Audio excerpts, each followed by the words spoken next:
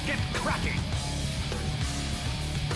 Welcome everybody here to your broadcast of the D2CL. I am your host for this English live stream, Toby1, bringing you our matchup of virtus.pro up against Evil Geniuses. We have 4 games in store for you tonight, 2-2-game series with a doubleheader coming from the hands of Evil Geniuses. So EG, they of course will be the clear favorites in both their matches tonight, up against virtus.pro to start with, and then up against our boys MYM will be the secondary team to go up against them this evening. Coming into this one, the reason why I say EG are the clear favourites because they've been playing some beautiful Dota of late, and VP, they've really been struggling to find their form, find that groove which they can just slide themselves into. So we'll see how they can get their mojo on tonight. SK is Invoker and Tidehunter. They'll be the already the team fight potential control heroes from VP. Between Ravage, Epicenter Burrow Strike, the Invoker, of course, with EMP Tornado. It's an easy combination. And EG, no surprise there too, they also ban out the Darkseer up against that SK. They just don't want to have a possible vac into a 3-4 man Burrow Strike. It's going to cause them too many problems. So, hey, they take it out, they get the Bane, they get the Wisp, so we get good control. The Batrider, it is 100% the most picked and banned hero currently in the scene, and it's definitely not going to drop off here with EG managing to let it slip through the pool. With a couple of early bans, they took out the Mirana as well as the Tree and Protector. Both these heroes have been featuring so highly in every single match. The Lycan and the Lich also being removed out here by PPD, so maybe a little bit concerned about it. VP just holding back in their lanes, being a little bit more passive and denying. That also causes a lot of problems for RTZ in the middle lane. If you try and run like a dual lane with the Lich, you can really just restrict RTZ's growth, which is something you obviously want to try and evade. So for now, we get our 4th pickup. Obviously, we come in a little bit later. For those guys that don't know, and the reason why you're not seeing me on a wonderful, like, full 1080p camera, one, because no one streams in 1080p for Dota 2. They all stream in 720p 50 FPS. And also, I'm here in Sweden still. This is the last day I'll be doing the D2CL from the good house. I'm here in Draskel's room, so a huge shout out to him for letting me take over his environment. And, yeah, I'm streaming out from here. Make sure you support the TI4 EU hub because it's amazing! You should support it. You should support it. I also realized too, I've got a. It's gonna look weird on the screen for a moment, but it appears like Draskel's turned his net graph back on again, so let's turn it off. All right, Nova. We'll get ourselves a Luna coming up for EG. I was begging for this during our games yesterday, and for the people who were tuning in yesterday, you know I was begging for it. You know I was there going, come on. It's a good hero. It's a really good hero. It'd be wonderful, but yeah. Now we get it. So I can be happy about that. But Disruptor, a lot of teamfight control from VP. The only issue I have for Disruptor is, like, he needs to get Naganim Scepter in this game, because both Luna and Batrider won't get it initially. Initially, Batrider's looking for the Blink Dagger into a 4-staff, but then the third item will be a BKB now. With Ton to Ravage, SK Burrow Strikes, Invoker's control abilities too, there's a lot of problems that could come the way that Batrider when he jumps in, as well as everyone else in the lineup. Heroes like Wisp and Bane are going to have some real problems during this fight. Like Bane trying to get himself a Fiend's Grip off on, when you got like a Tidehunter AoE Ravage, like the AoE of the Ravage, it's going to be very, very difficult. And Disruptor's also not going to make it easy. That Static Storm, the cast range is actually quite nice. And then maybe I'll just do a short range glimpse would also cancel it. Tornado from Invoker is the longest ability in the game. So if he's able to hold back, and we do see a Quas Wex build coming out here from virtus.pro, which I assume it will be, just judging on their lineup, then VP will be just looking to fully control EG. But EG with their lineup, also, if they can farm up, VP don't really have a lot against them. Like, you got, like, damage removal from Tidehunter, but then you got really nothing else. Like, the damage itself coming out from the VP lineup is quite minimal. And EG think maybe they're just trying to tank it through, like, tank the whole thing. Remove all the life points, get that Doom out, which means this kind of feels like a Storm Spirit is the last one, or a Queen? No, it wouldn't be a Queen. I remember Pycat ripped the crap out of Queen of Pain yesterday. It's a Venomancer. It's a Venomancer. So we get a Venocore mid, and when you're running around with Tide SK, yeah, it's going to be a lot of gunk on these guys, and they're going to be having a very, very difficult time staying in close. 2 heroes that use Blink Dagger, the Tide as well as the SK, won't be able to in this game, because the primary problem is you just keep getting stuck. You get hit by a Plague Ward, and then you can't use your Blink Dagger. So it's really going to cripple the movement from VP. And the DPS isn't really sacrificed here by EG either. They've got the Luna and the Venom together, and now, finally, we're ripping out DPS. A hero that doesn't care about being slowed up as much, only needs basically one hit to, like, crit down the Wisp or the Venom or possibly the Bane. I like the last selection here from Illidan. I do enjoy it.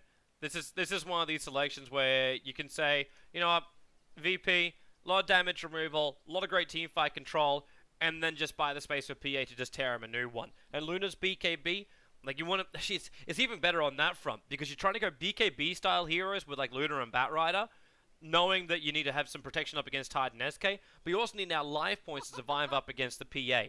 It's either that, or you say your Wisp will be enough support, or Nightmare and Fiend's Grip will be enough that you can kill off the PA before the rest of the VP control can arrive. 10 seconds remaining. So this is really going to come down a lot to VP's perfect initiation, if they can actually achieve that or not.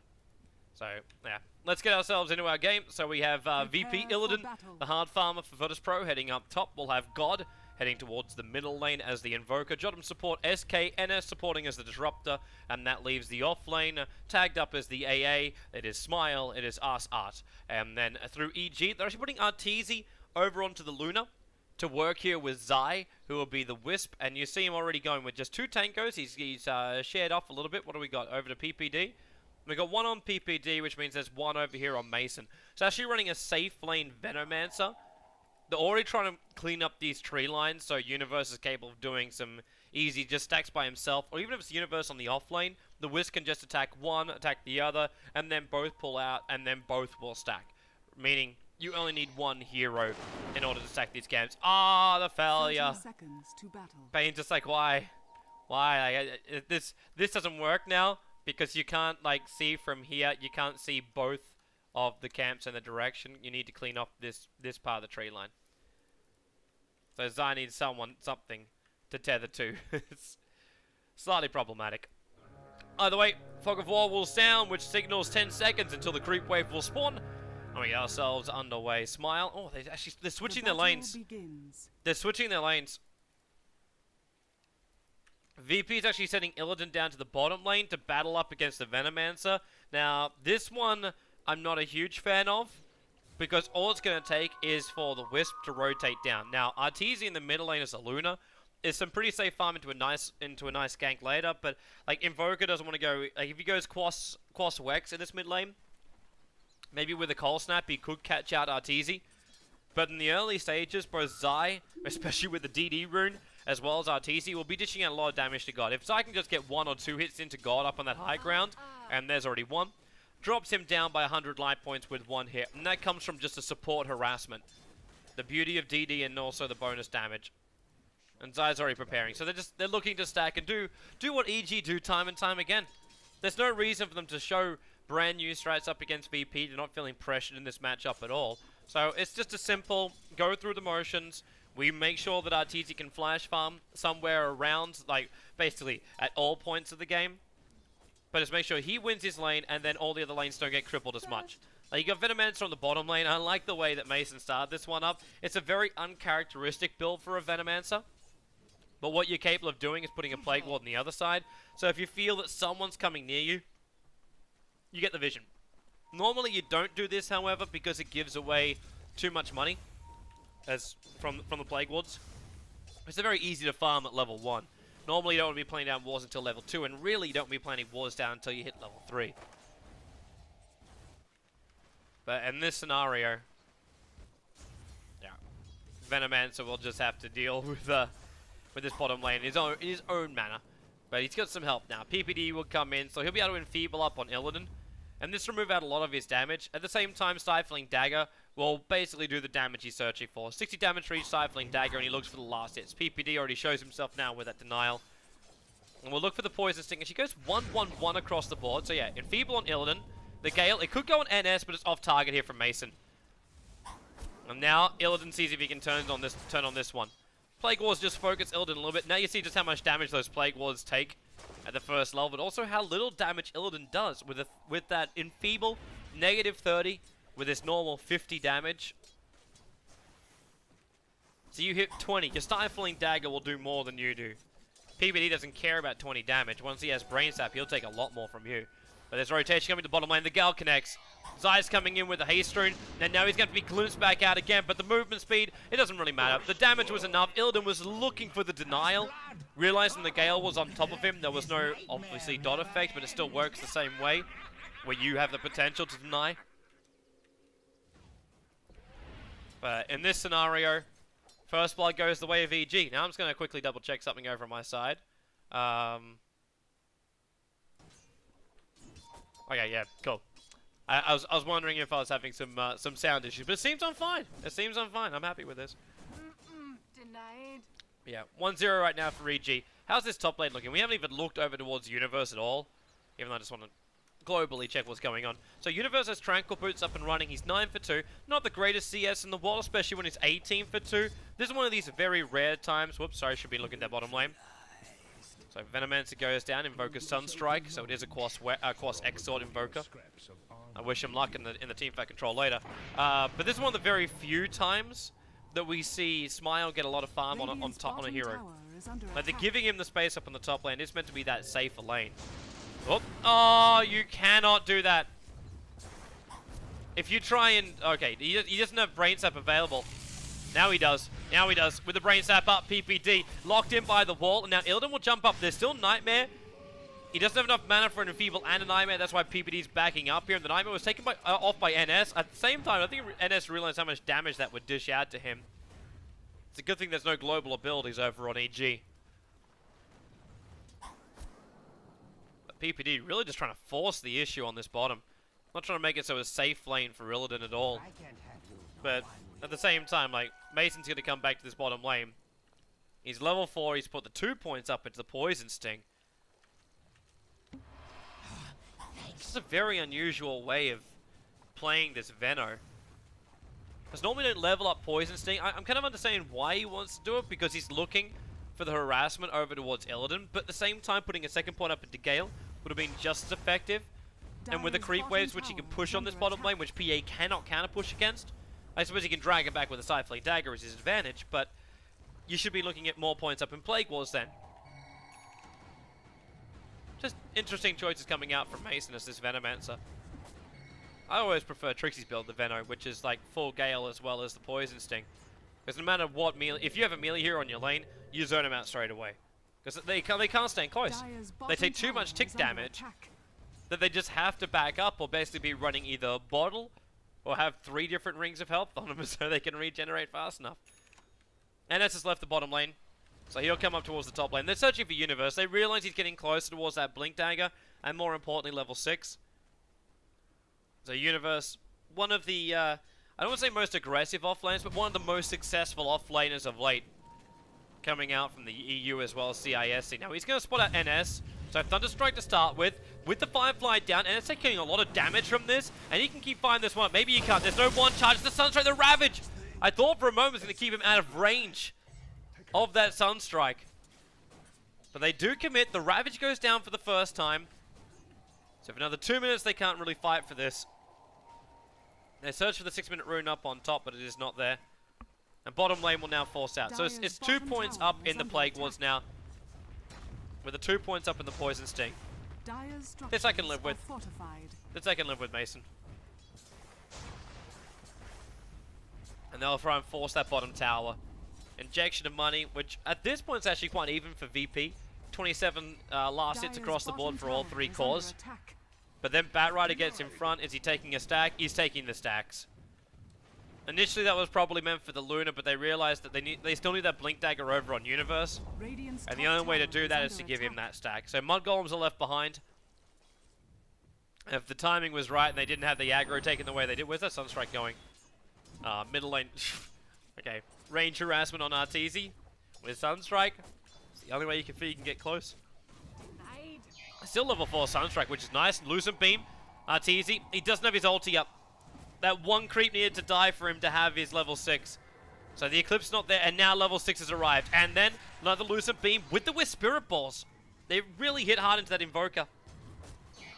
2 points Quas will help him to regenerate, but not fast enough to come back into this lane. Not straight away at least, and probably not fast enough to defend this push by EG. into the tier 1 tower. Especially now that Bat Rider, the Blink Dagger is there. Another Sunstrike attempt. Zycop's a little bit of damage, and SK, Burrow Strike is only level 2. He's trying to use the tether, and he couldn't evade it. Now RTZ may as well just let it rip. There's a Force Spirit a little bit too close, though. And with a wall up, RTZ's got to. He's got to. He's holding it. He's going to hold it all the way. Accepts his own death. Doesn't want to throw away his big ultimate. Accepts the fate. 13 one charges were there, but once he got locked inside the wall, he realized he couldn't do anything about it. And now PPD up against Smile. Gushes, Anchor Smashes. Brain steps out of an illusion just so he can have some life points. Middle tower is under attack. Mason's already taken that bottom tier 1 tower. So the injection of money still came in for EG. I'm not saying they're winning on all fronts, and really, you can't be doing that. Bat Ride's going to lasso onto NS. That Disruptor Glimpse is so annoying, especially when you're trying to like TP towards the front lines to get instantly involved in the engagements. You go TP in, delay your walkout before you get visible. It's the only way to really do that. Now, Arteezy now has to walk all the way back. If he was there from the start of this, that tower's probably going to be just above deny range, as opposed to being at around the 486 it is right now. But he brings in himself, and I'm seeing some good levels on him. This is the downside about having Bat Rider take all of that farm. Like, I know the Blink Dagger worked. They still got themselves a kill. That still worked. But it's just the fact that we're not seeing burst levels into Arteezy. And there's a Luna. That's exactly what you really want to have. Because you want to be having your Moonglaves levels up. If you're going to start making this into a push battle, then that's what you're going to need. And with the Venomancer going Plague Wards as a core item here, it becomes a push battle. And in fact, he starts it up. Now, there's three levels up in those Plague Wards, which means God can still deal with them when he has their 3 points up in Exort. Once at level 4, it's a lot more difficult. But you've seen Denial of Wards. Where's that Micro, Mason? Where's that Micro? Alright, so here's finally our stack farming from Arteezy. The burst levels we were searching for. So we have Relocate up for Zai too. So we do have that potential just to throw in the ultimate from Arteezy with a Relocate with balls. That's a lot of damage, and they can also be looking up towards the top lane, where right now Illidan is a very, very long way up. Downside about his blink is he requires units to be around him in order to use the repositioner. And Universe is just waiting to jump. I don't know if this is worth both the lasso as well as the Relocate. The lasso may just be enough for him with PPD, because he got lasso as well as Fiend's Grip. That's enough with just the two of them combining up looking for a kill. Glimpse, dragging him back, Tentacle. Mason's in a little bit of trouble. Forge Spirit's letting the Cold Snap trigger, and that's just dropping his life down by a decent amount. Not to mention that armor of his. And PPD can't clear through these things quickly. They need the Luna for that. But I think they've realized too that Arteezy, this BKB is well behind schedule. Without it, they can't really do much. When you look over towards Illidan, his levels, they're actually not coming up as quickly as I thought they were going to. Primary thing I always look for from a PA is that level 2 ultimate for the coup de grace. Once you hit level 3, obviously you're going to see a lot more effect from it. But it's just early on. Like it's that random, it's the burst damage which you can get. The bonus 350%, and then you look at your basic damage with phase boots. That's going to help it out. But then he also went for drum, so not straight into those big damage dealing items over on the Phantom Assassin yet. Middle tower is getting forced. It's within deny range too. So these Forged Spirits, okay, they're going to TP some support in. There's Fortification available for VP as well. So the Plague Wards are starting up. Attempted denial, and it will be successful. EG not overextending themselves to get that last hit in. Blink Dagger is now affordable over on Smile. So all that money went to Arcanes as well as a Blink. With a smoke, you can pick it up from the side shop. And maybe they can look to gank up Arteezy. Because that's going to be their primary target right now. They realize that Arteezy's been given space by EG. So VP do the right thing. They come to do something about it now. Blink in a Ravage. Catches to the Static Storm and the wall. Arteezy was outside the wall though. So he walks out of it and now turns into the ultimate. The Eclipse is triggered off. Jotum comes in with his epicenter, but Zai, they all got split up, and then NS is also controlled again. Universe with a Flame Break kills off the Sand King. The lasso was absolutely perfect on the Disruptor, so he had nothing to say about that fight at all. And 3 heroes are lost. The Ravage initiation was good, but the Disruptor wall, it just was slightly off. An inch to the left. And you would have seen Arteezy trapped inside that with the Static Storm, and he would never have got the ulti off. And then the second, there's no silence being applied to him, he lets the Eclipse rip. Radiant's top tower is under And attack. every single beam hit that Tidehunter. Every single one. Double TP's coming top. EG still haven't lost themselves a tier 1 tower yet, but I'm pretty sure this is about to become a denial of a tower. Yeah, there's the deny.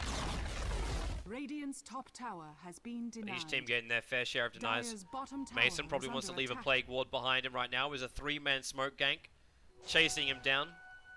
Okay, so puts a Plague Ward to start his farming instead. Observer, Sentry, now blink in. The Gush will be there. There's nowhere to run away from this because obviously Glimpse, so he's just got to turn Gale and Plague Ward whatever he can. There was no other choice for him here. Now PPD's going to have a crack at top. And you're seeing instantly, this is a combination which I know I haven't mentioned yet, but it's obviously a critical one for Evil Geniuses. Just a simple Fiend script will hold Illidan in position long enough for a relocate to come in, and then the Luna to beat him down. And if Luna's done that, there's probably not going to be a creep wave next to him. Or another hero. Oh, Nightmare. PPD, just get out of there. Glimpse. It's in. Oh, he can see him. 3 points up, and drags him back a long way. Into the only 2 PPD. This time, there is no escaping from that next storm, but they do actually bring in the support. They relocate in. Arteezy going to have himself a very hard time here. Because Zai, well, Lasso, this will buy some space. They should leave Arteezy alone here, and they do. Zai will go back. Already one down. They're about to lose a second. Illidan moves up, but Universe with a Firefly just goes straight up the top into NS. One more attack. In fact, the Plague Ward from Venomancer Mason will steal the kill. Bane was the only one lost. It really felt like EG were overcommitting themselves. But then the Batrider just comes out of nowhere, gets the lasso, and all of a sudden things get really, really bad for virtus.pro. God's trying to chase down Zai. Deafening Blast is in the wrong direction. Now Zai trying to use the Fog of War into the tree line, but God with that haste rune is able to keep up with him. Structures are fortified. The trade-off is still 3 heroes dead for the price of what now 2 supports. Top tower is under But the tier 1 tower on the top lane is also sacrificed. No denial on this one. PPD's about to die in the bottom lane. Blink, Gush, Anchor. Wow, wow. Got him. Wow. Tried to go into the epicenter. Now he'll blink to burrow. You must have felt there's a lot more behind that Bane than what there was. Because there's no other reason to be committing in such a thing like that epicenter to such a position. All they needed was the stun to get the simple kill on a support that was getting greedy in the lane.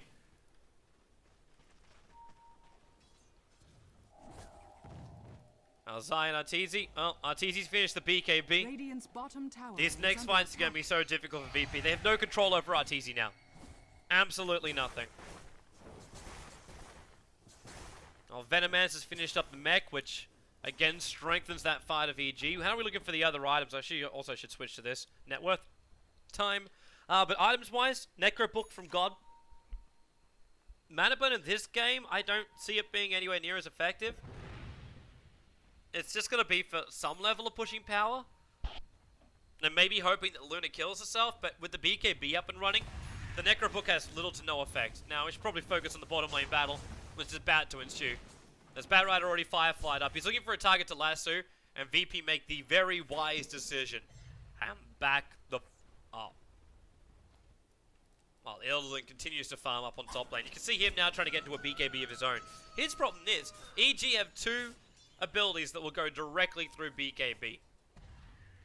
And there's no way to stop that. So BKB won't be the be-all end-all of Alakazam that he's really hoping for. Now Arteezy with the rest of EG. Dire's bottom tower is Arteezy under obviously on the attack. front line. It's going to force the tier 2 tower in the bottom lane. And VP don't want to fight this, and they can't. But they also can't counter-push this.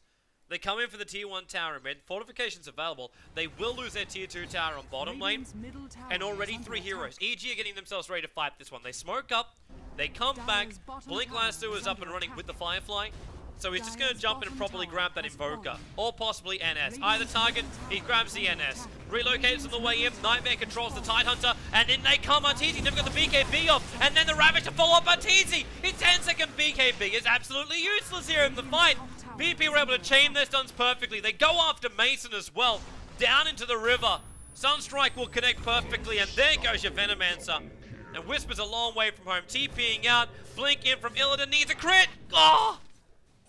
He got 2 hits off, but he couldn't get the third. And never got a coup de grace until he attacked the creep wave after the Wisp was able to TP out to safety. That could have been a 4-0 with a tier 1 tower to boot for virtus.pro. Radiant's bottom That tower is BKB under attack. unable to get off. The stun's perfect from virtus.pro. Radiant's And bottom now on tower bottom has lane, fallen. Tidehunter gets the last hit in the tower. He's going to start building into this. In fact, he's already got the hood. So with that Hood of Defiance up, he's going to be a little bit more... He's going to have more survivability, but he's going to get the pipe for the rest of his team, so they all have survivability. Because they don't have the mech yet. NS can start it. But they went so greedy that they thought they could bypass a mech for the team fights. And they could pay for that one soon. With Ravage down though, they do have to be very cautious, because EG again are coming through as 5. It was the upside for EG. They only used 1 ultimate during that fight, or 2, technically with Lasso. But that was a Whisper relocate, and both of those now have cooldown. TZ. With that observer ward behind, they had perfect vision. They know what they're up against. But the creep wave's been dragged back too far behind the tier 2 tower. So basically going to mop up the creep wave, and then try and force into that tier 2. While Stifling Daggers slow him down. VP, they need more time. 35 seconds now on the Ravage. Without it, their team fight potential is non-existent. They need that Ravage to fight. If they try and go in before this point, they're in trouble, but they might be forced to. Illidan, Blink Lancer going to drag it back. The Glimpse was actually trying to pull him back out again. Arteezy, big charge go, and now the BKB. That burn over towards Jottam. Arteezy, now he lets rip. God's the one that's in closest. And well, Arteezy going to go down to the tower, and the NS attack. The last hit from him, buyback by the SK. He's going to try and protect the disruptor, but the Flamebreak gets the kill, while Mason gets himself a triple kill and pulled out. The epicenter went off, but Zai drags him back to base. They're waiting to come back again. Now, does Zai come back alone? No, he doesn't. Burrow Strike, Ravage, and Zai wants to keep fighting. Flame Breakdown, they feel they have enough damage to survive this, and they do. They turn into Smile, the Gale will come out, and that's gonna be Smile on the sidelines, and Jottam. Ravage is back again on cooldown. Radiant's bottom tower is under attack. VP was still able to get through that Luna, but kind of felt like Arteezy was on the front lines, really unsure of exactly who he could hit, and when he did finally attack with his Eclipse, there was a Necro unit standing right next to him at the same time. He couldn't clean up the wave fast enough that he could isolate heroes with his ultimate. Realizes now it needs a little bit more survivability before the fights begin. So Helm of the Dominator is up. This can go into the Satanic later on. The other moral victory, which is now won by EG, is the fact they were able to bring down the tier... Well, actually, almost. The tier 2 tower in the middle. It won't take much. And then the tier 2 tower on the top won't take long either. And then they can look towards Roshan while VP is stuck inside their base. With no epicenter, with no Ravage, life is just going to get very, very difficult for virtus.pro again. And in saying that, they still did a pretty damn decent job of fighting that mid-fight without having a Ravage. So all props to virtus.pro. How's Illidan looking? BKB almost done. A little bit more time, but this is now 21 minutes in. Kind of feel like I'm really pushing Illidan to have a lot more farm than what he would normally have this time, but like phase boost drums and a BKB by 22 minutes in, there's nothing to be scoffed at. But at the same time, you look at Batrider, who's got a little bit more, including a kill in middle lane. Sorry, while I'm focusing on the items, Disruptor goes down. The BKB is there, but again, they're missing the teamfight controlling ultis now. Split push is also underway on the top lane, so Smile is trying to give this as much momentum before he has to TB back. And without Ravage, I'm wondering if he even will. They can delay this one up until the Ravage is up and running. AG will probably persist a lot more of this, and then they'll be faced with a decision. They defend the tier 2 tower in order to take a mid-rax. And are they ready to face up against what is probably going to be a Ravage off cooldown? And the answer should be no. The answer should be just get yourself back, get the farm over on Arteezy again, which is what he's doing. So they sent him up towards that top lane to be the solo farmer. Easy, easy money. Really easy money, as well as levels. And maybe they can catch out Smile.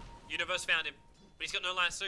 10 seconds on cooldown. Jottam decides to walk through Firefly as well, so they've got no camps to farm with. Illidan right behind him. He's got to blink and get himself out of vision. Oh, the glimpse! He got it off in time, which means Burrow strike in and Whisper relocate! He got him out! He actually pulled him out to safety. Now, there's no one else here, and you should not stick around for this. There's Ravage. Are they really? There's no creep wave for Whisper to tether out to. They do. White Universe comes back in with a Disruptor ulti. All according to plan.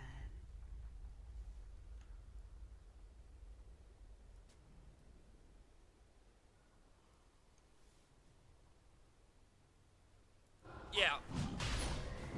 With that death now, it opens up the pit. It opens up the pit greatly, in fact. Because the VP will just take Roshan. This now belongs to them.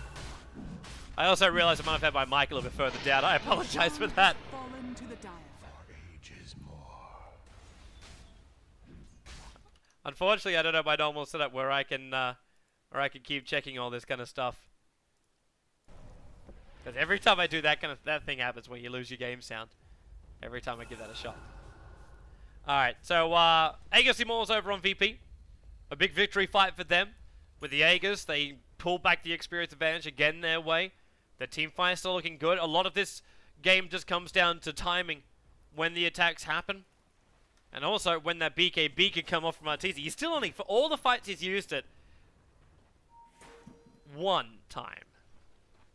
And there's been a decent amount of fights from VP. Been 3 major occasions when he's had the BKB but hasn't been able to get it off. The only time he did use it was basically when he was walking around this box here trying to find kills.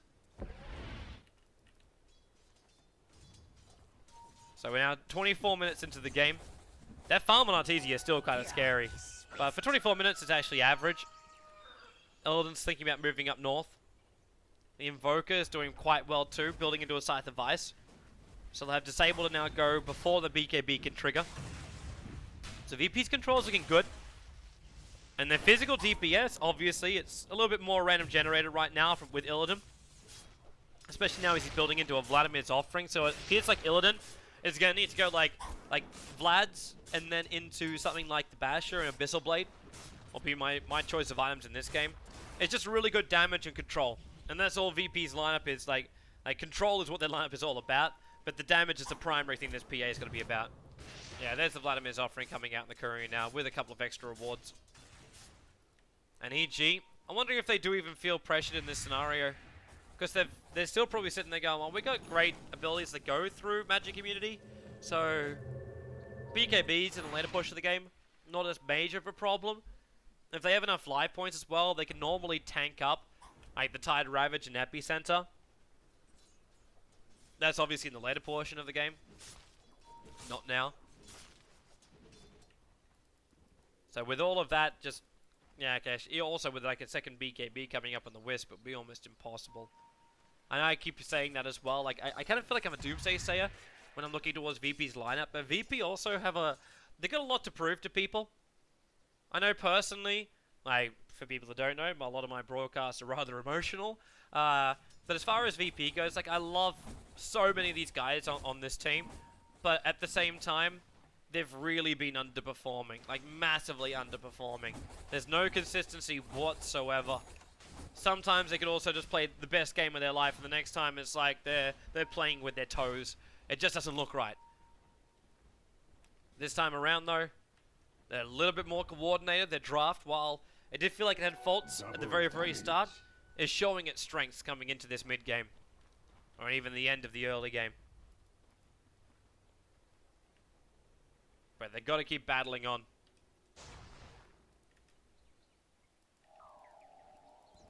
Arteezy is still... Is that Mantisal on the courier? Yeah. And an Aghanim Scepter for Mason? Okay, maybe I didn't realize just how much money that EG has pulled out. That's not even from the jungle. That's just going to be from the towers. Because as far as like the gold earned is only 4,000 difference. And when you're up by 2 towers, that makes up for a large portion of that. And again, at the same time, I expect bigger items up from VP. Illidan Need to relocate. Here it comes to the tree line to an Arteezy. Is it worth actually popping up the ulti? You bet your Nelly it is. In fact, now Arteezy, BKB up from Universe. Illidan wants to try and keep finding this one. Blinks away to NS. There's a glimpse available, and he's going to use it on Arteezy. He had to pop the BKB in time, but she gets glimpsed away. And then Smile, he can't attack. He used the Ravage. Batrider did manage to pick up the PA, so they got what they were searching for. Arteezy still has an Eclipse. Look at the Glaives going to work with just the illusions. Now the BKB into the Eclipse. The Forge Burst, the Necromancer is trying to soak up a lot, but Smile, he comes a lot of those hits too. Mason, you have yourself an ultimate, man. But he doesn't want to use it yet. Throws the Gale in towards NS. The Glimpse will pull him away, and NS tries to TP out to safety, but the DPS will be more than enough to kill him off. 4 heroes from virtus.pro down. The Aegis, the Immortal triggered, so God comes back to life again. Trying to go invis EMP, but the Mech Charger will go, and that's a level 2 Wex, level 2 Wex. So the burn is nothing, really. And this will now be a top tower. EG, I'm not going to say the most flawless fight. They definitely got lucky with Arteezy then. With that Glimpse working against virtus.pro with the Ravage hitting. They need him to stay where he was so they could just kill him off straight away. But it didn't end up happening. Arteezy still did have to pop his Eclipse off in the middle of a rather large army of virtus.pro. So he didn't get to isolate anybody, but at the same time, the generator seemed to be working for him. They put down aggressive observer wars now. Oh, they're going to just snipe out mid-tier 3. With the creep wave coming in through the top, there's no backdoor regeneration, so they have to use the fortification, leaving a couple of illusions behind to do some work before anybody from virtus.pro try and go for a bit of initiation. Alright, they're coming back in again. Blink Lasso, they got him! The Glimpse will drag him back. Arteezy on the high ground, but this time he got a real trigger the BKB and Illidan. They managed to get him outside the base and then in with the Fiend Script. Illidan finally is freed up by this burrow striking epicenter from the SK. And Illidan still running away. Benno, there goes your ulti, coding up Smile as well as the other units. Illidan, he's been battling up against Universe, and now the coup de grace has to force stuff away. Can't blink in time, and Illidan, look at the turn rate! It's so low! He couldn't decide, do I go for Arteezy? He's like, no, I move back for Universe. No, I turn around most of the time on the spot, doing the hokey pokey. And virtus.pro, they only lost the PA for all of that, but they were in a position where they could have gained so much more. And they needed to. Without it, like, Arteezy now hits 16.6. 16k, 0.6. Weird day saying it, I know. 16,720 net worth. I'll lock it in for the showcase prize. But that Luna is just so big. That's all it really is. 3,000 gold over an Arteezy now. Satanic is not far off if he wants to go into that. Then that just becomes pure survivability. During these engagements, they won't be able to kill him. And I think that's going to be the best thing he can do. Staying alive on that Luna is the greatest thing he can do right now. Top lane Blink Lasso, they're considering going on Smile, but with NS here, they can't really do it. And Smile does have Ravage available too. And they need more people. Mason doesn't have burst damage. Plague Wards are causing some kind of problems for virtus.pro. Because again, you can't blink, you can't do anything like that. Nicely done, Illidan. Take out that troll. That's PBD looking for Roshan. Not long until he spawns up again. Only about 30 seconds or so before Roshan will be back up and running.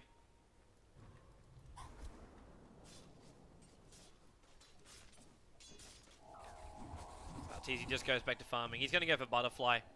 Screw the Satanic, he's going to go for Evasion. I suppose that's probably the better way to evade PA's attacks.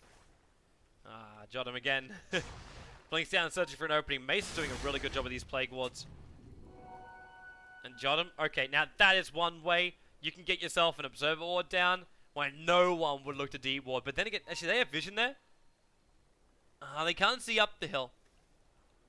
So bottom lane, initiation's already started.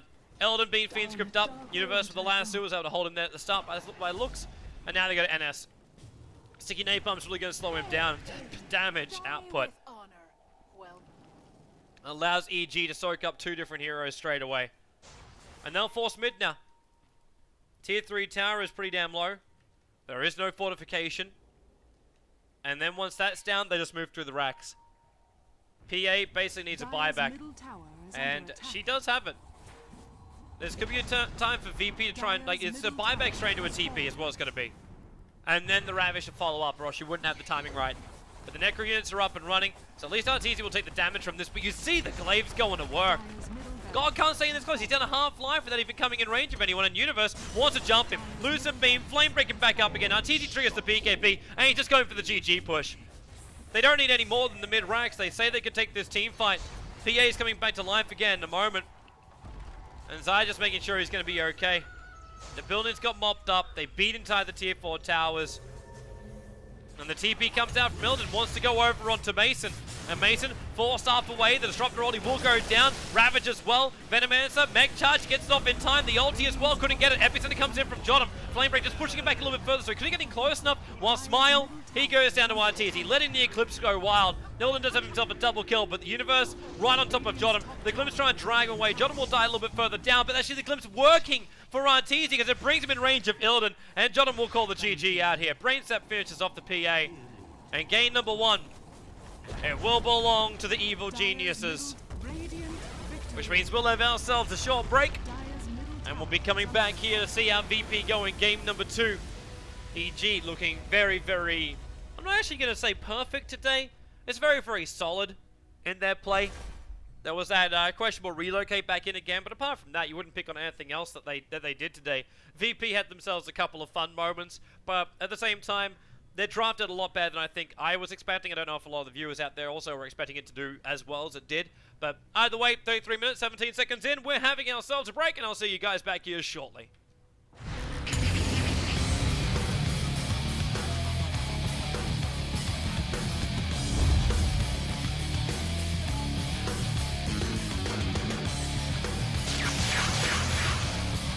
Let's get cracking!